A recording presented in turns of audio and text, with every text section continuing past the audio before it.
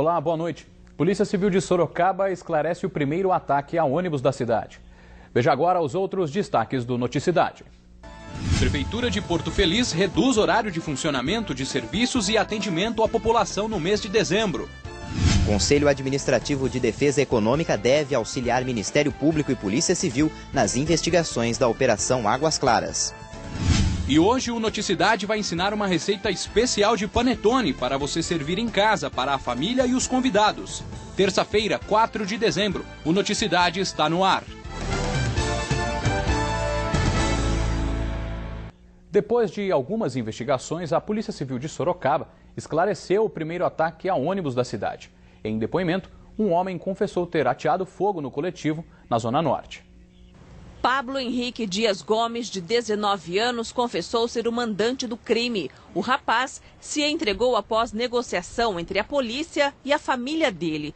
Pablo diz que participou de um dos ataques a ônibus, o que aconteceu no bairro Vitória Régia. O crime, segundo a polícia, não teria ligação com nenhuma facção criminosa e teria sido causado depois da discussão entre Pablo e o motorista de outro ônibus. Ele teria feito isso em revolta a uma reprimenda executada por um outro motorista. Nos disse que eles são usuários de droga, que utilizam aquele espaço ali para usar drogas, e um motorista de um outro coletivo teria advertido que eles não poderiam fazer isso, que estariam atrapalhando. Então, revoltados com essa atitude do motorista, que eles resolveram atear fogo ao ônibus. Pablo aparece nas imagens gravadas dentro do ônibus no ataque do último dia 23. O coletivo, que fazia a linha do bairro Vitória Régia, estava parado no ponto final da rua Vitor Cardoso quando foi incendiado.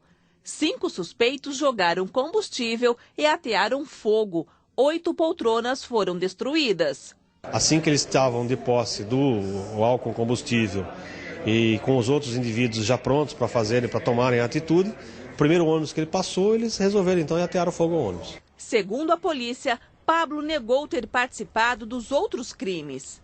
No dia 25, outro coletivo foi incendiado na Avenida Itavuvu.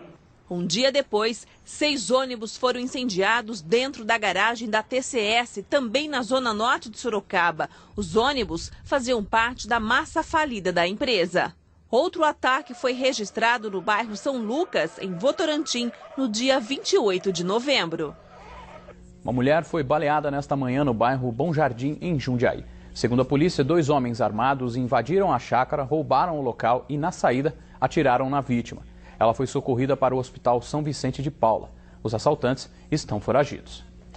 É estável o estado de saúde dos 2 PMs baleados que nós informamos ontem no Noticicidade. De acordo com a Polícia Militar, eles foram atingidos durante um assalto no bairro Vila Fiore e estão internados no hospital regional. A polícia localizou o carro utilizado pelos bandidos e uma arma, provavelmente usada na ação. Outro crime que foi esclarecido e nós demos aqui no Noticicidade ontem foi o assassinato de 3 pessoas que morreram em um pesqueiro no bairro Jardim Cristal, em Mairinque. Segundo a polícia, as vítimas de 30 e 55 anos e uma terceira morreram no local. As vítimas e os autores são envolvidos em uma quadrilha de roubo de carga de remédios e cigarros. Na noite do crime, houve uma briga e os irmãos, autores do crime, chegaram ao pesqueiro e mataram as vítimas. Os 2 irmãos continuam foragidos. Polêmica à vista. A Prefeitura de Porto Feliz tomou uma decisão para evitar gastos neste final de ano. A partir deste mês, o horário de funcionamento do Paço Municipal foi reduzido.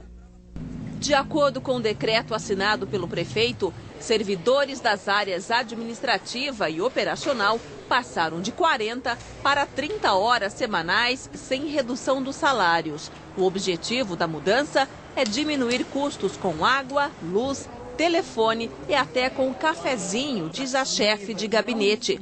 O cálculo da economia ainda não foi feito. Para a gente ter uma segurança de que nós vamos fechar dentro do que preconiza a lei, então nós estamos tomando algumas medidas cautelares, tá? Essa é uma delas. As secretarias que funcionam em outros prédios fora da prefeitura também atendem em esquema diferenciado de horário.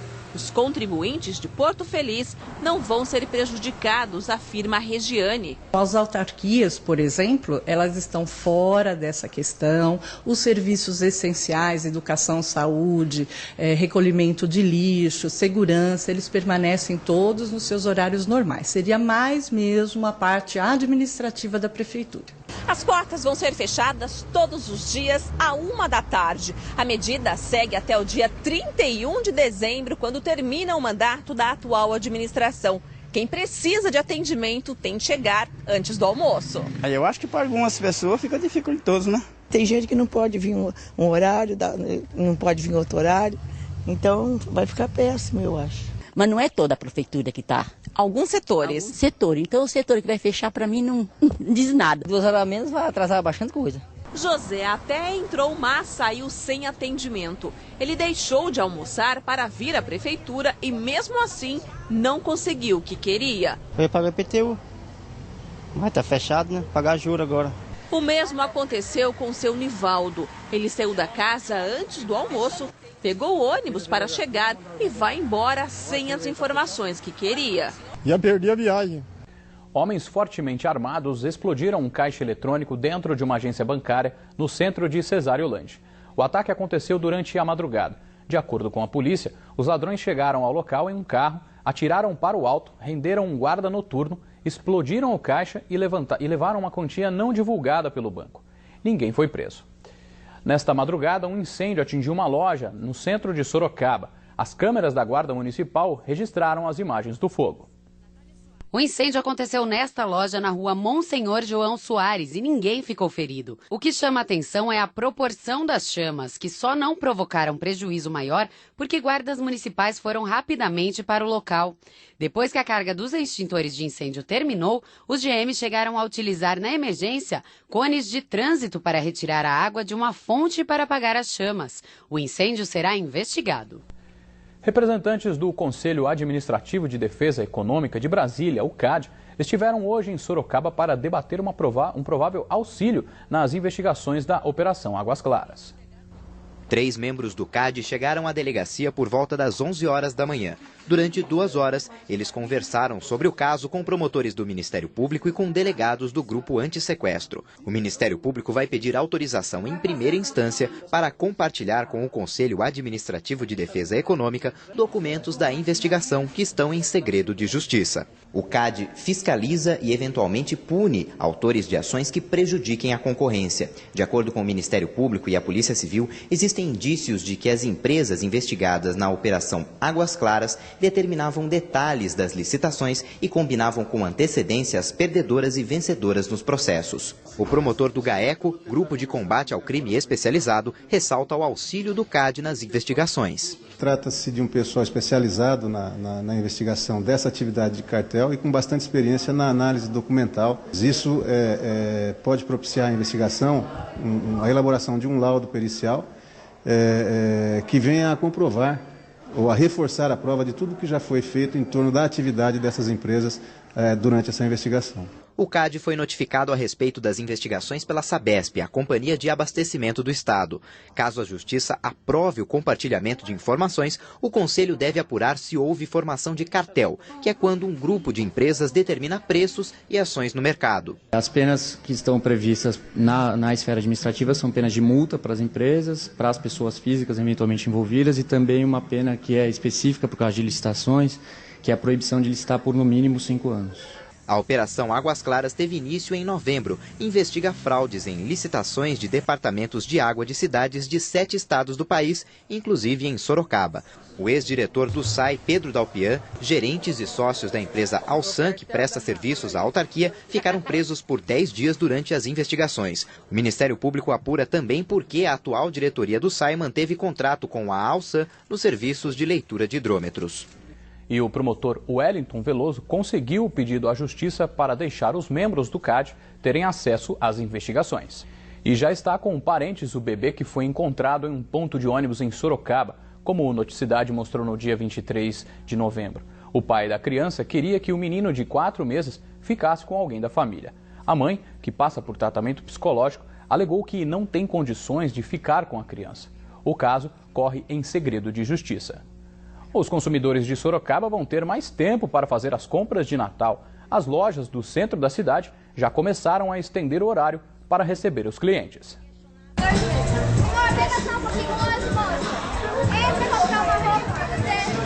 Para vender vale até buscar o cliente na porta mesmo. Quanta animação! E olha que durante esse mês os vendedores vão trabalhar até mais tarde. Mas não é que eles gostaram da ideia? A gente atende muitos clientes, vende bem e ganha bem, né? E deve ser assim até o dia 24 de dezembro. De segunda a sexta-feira, o comércio abre das 8 da manhã até as 10 horas da noite. Aos sábados, das 8 da manhã até as 8 da noite. E aos domingos, das 8 até as 6 horas da tarde. A demanda é muito maior nessa época. Não teria como o comércio atender toda essa demanda num horário normal. Então essa extensão de horário justamente é para dar condição para que todas as pessoas realizem suas compras, comprem seus presentes aí de maneira mais tranquila e com melhor facilidade de acesso às lojas. O comércio aberto à noite proporciona renda extra para muita gente, até para quem está parado. Me ajuda bastante também. Nessa loja, as vendas noturnas representam metade do faturamento do mês de dezembro. Final de ano o pessoal aproveita depois do horário de trabalho convencional deles para vir para o centro. Então normalmente metade da nossa venda é no final do dia, depois das 5 horas da tarde. E quem vai às compras pode ficar tranquilo com relação à segurança.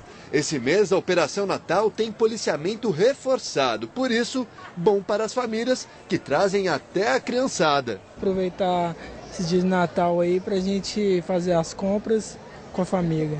A gente que trabalha até 6 horas, agora dá pra ver bastante coisa, né? Durante o dia trabalhando e à noite vem fazer as comprinhas. Bom pra todos. Ah, um detalhe, de noite não tem aquele solzão de verão. Não passa calor. As temperaturas continuam altas na região. Nesta quarta-feira, o sol aparece, mas no fim da tarde, o tempo deve fechar e existe a previsão de chuva. Confira como ficam as temperaturas em algumas cidades. Em Jundiaí, os termômetros marcam mínima de 19 e máxima de 33 graus, mesma máxima prevista para Itapetininga. Capela do Alto deve ter mínima de 19 graus e máxima de 34. Em Sorocaba, a temperatura varia entre 20 e 34 graus.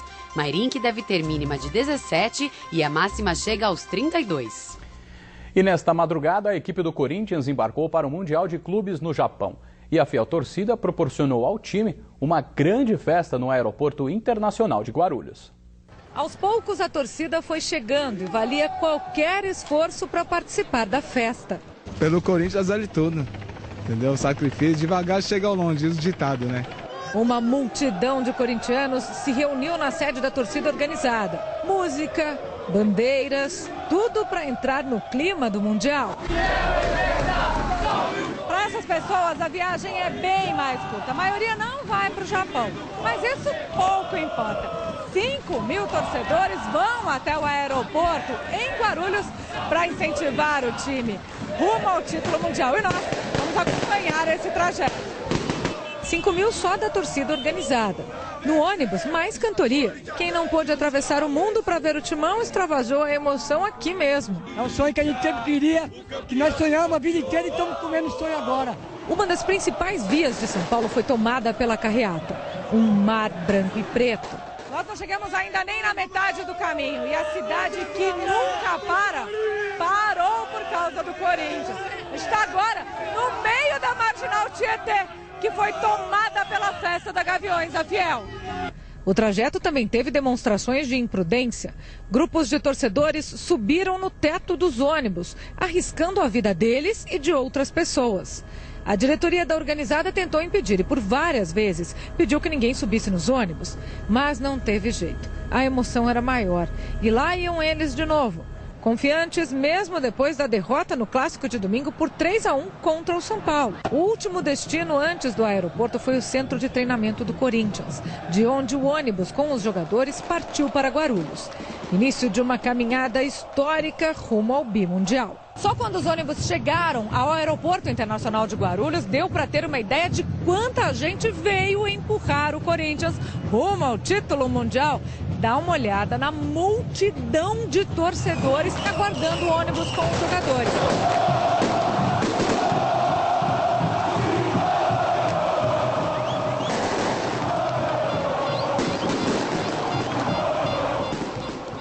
atenção aos moradores de Votorantim e Sorocaba. Amanhã, a partir das 8 da noite, a cidade de Votorantim deve ficar sem abastecimento de água. De acordo com a concessionária Águas de Votorantim, a ação é necessária para o reparo de um equipamento de energia da estação de tratamento central da cidade. A normalização deve ocorrer já na quinta-feira. Em Sorocaba, alguns bairros também podem ficar sem água por conta de um problema na cabine de energia da estação de tratamento de água do Cerrado, na madrugada desta terça-feira. A previsão é de 2 dias para a normalização do sistema. Quando o assunto é Natal, logo um alimento vem na cabeça: o panetone. E hoje o Noticidade vai ensinar uma receita especial desta iguaria natalina para você servir a sua família e os convidados. Ele até aparece por aí fora de época, mas é no Natal que o panetone reina. Já está em grande quantidade nos mercados e padarias e agita a produção e o comércio. Tudo recheado com muita história e tradição. Não existe uma história oficial do panetone, nenhuma certeza quanto a quem foi o criador desse pão doce. O que se sabe é que ele já existia na Itália há mais de 500 anos e que no século XXI ainda faz muito sucesso. A receita do panetone dessa padaria já é tradição há mais de 20 anos. Foi criado pelo meu marido e pelo confeiteiro da época. Ele foi sendo, às vezes, mudado um pouquinho. E hoje, nossa equipe vai mostrar como preparar um panetone em casa. Anote os ingredientes: 1 kg de farinha de trigo, 500 gramas de manteiga, 200 gramas de açúcar, 8 gemas de ovos e 40 gramas de fermento biológico. Primeiro, coloca-se toda a farinha, depois açúcar, margarina, ovos, água, fermento, tudo sem uma ordem obrigatória. E essa massa deve ser misturada por 10 minutos até ficar assim, firme, quase transparente. Depois disso, é a vez das frutas. A tradição manda proporções iguais, mas fica a gosto. Aí é a vez de colocar a massa nas formas, que podem ser encontradas em lojas de produtos para festa. Depois que estiver pronta, coloca na forma, dá em média de 3 horas de crescimento. Você cobre ela com um saco plástico, que é para poder não encascar, né? Daí o ponto ideal dela para você fornar é faltando um dedo. Faltando um dedo, excelente. Bom, depois de pronto, todo mundo já conhece. O segredo desse panetone é feito com muito carinho, com produtos de excelente qualidade e tem sido muito bem aceito.